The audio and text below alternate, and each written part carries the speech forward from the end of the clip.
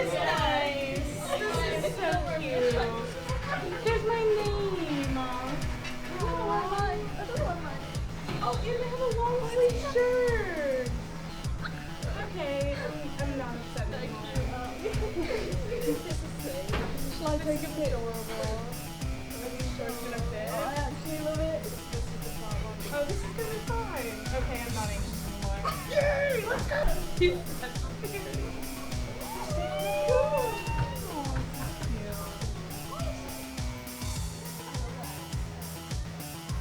Oh, I forgot. I didn't even see it.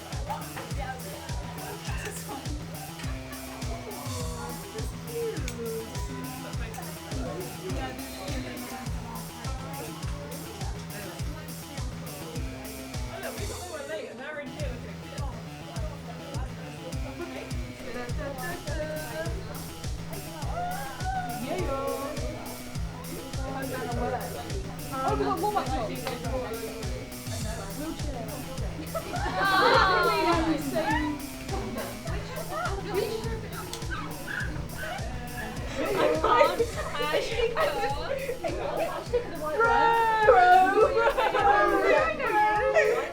So I volunteered back at the Birmingham European Champs in 2011, I believe it was. Birmingham was 20 minutes down the road from me, and from there I've always just had a keen interest. Watched it at obviously London 2012. I was actually working at the Boswell Arena as a volunteer, so watched a little bit there and just followed it all the way through. But really, as a focus point, it didn't come till July, August when the cycle came through for looking for coaches.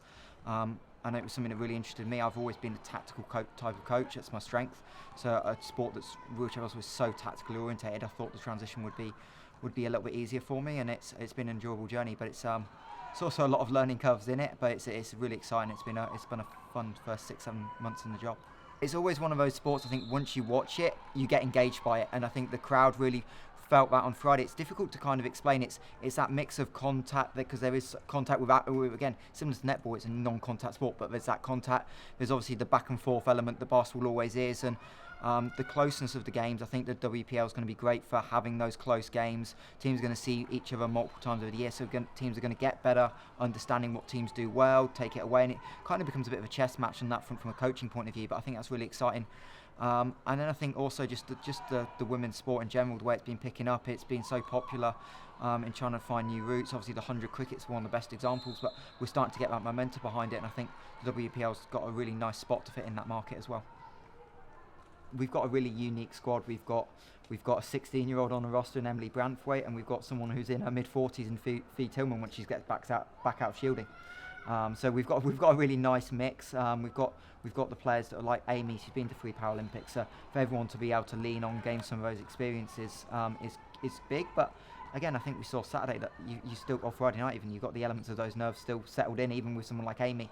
And that shows the kind of human aspect. And obviously then we've got the mix of people that work, people that study, and then people that are really focused more towards becoming a full-time athlete. So obviously you've got Amy, who's obviously backed by the APA scheme, so she can be a full-time athlete, and then you've got those students, and you've got the people that literally do work a 9 to 5 job 5 days a week.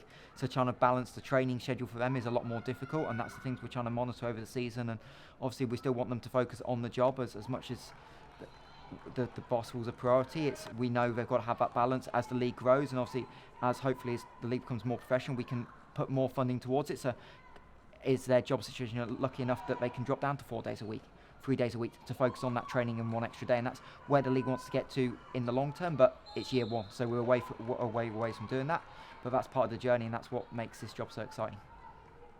We can have 14.5 total classification on the court, so we range from anywhere from a 1 to a 5, so the total 5 players can combine to 14.5.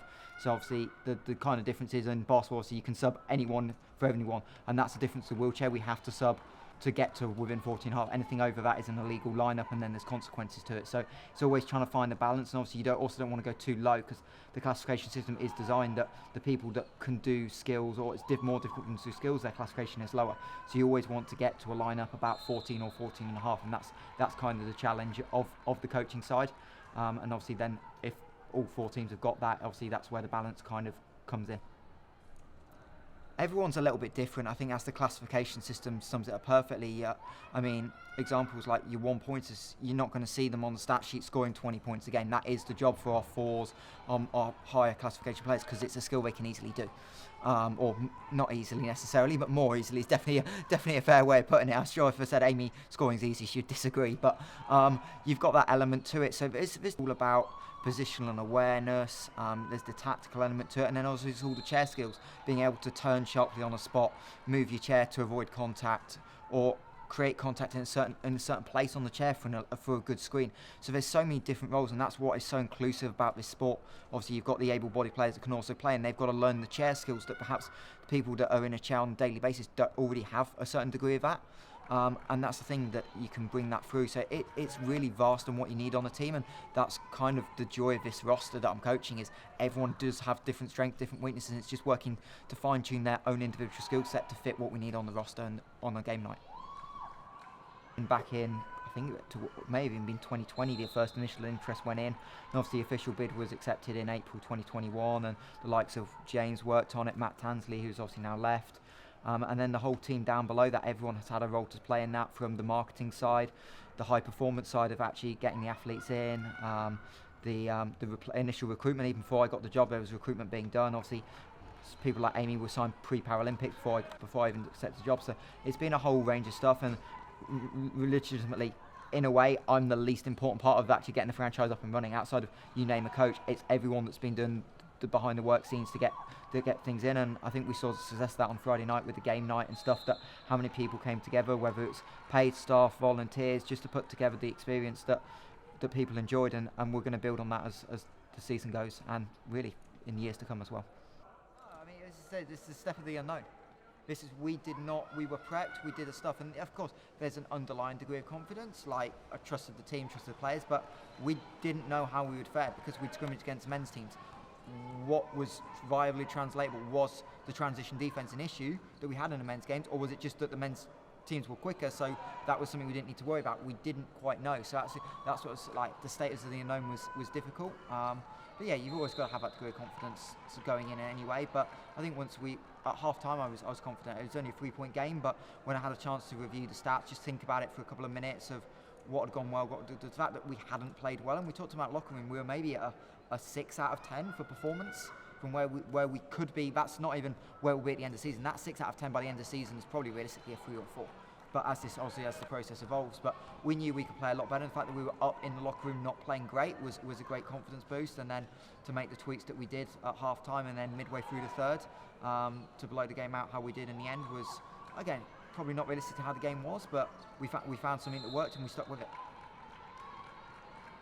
I mean, message was literally simple: stop turning the ball over. It was that simple, and it was nice. Andy, my assistant, did a great job of having the stats straight to hand, so we knew when we called timeout it was 6 turnovers in 4.5 minutes, and it just gave them a number to focus on and say, look, need to stop it, need to settle down. But the thing was, as much as we were turning over the ball, we weren't down in a big hole, and I think that helped settle the group down, that we knew we weren't playing great, but actually we were still only down 2 at the early timeout, and it just knew once we settled down, got into our rhythm, that we could start to get a foothold in the game and take control, which is what we did.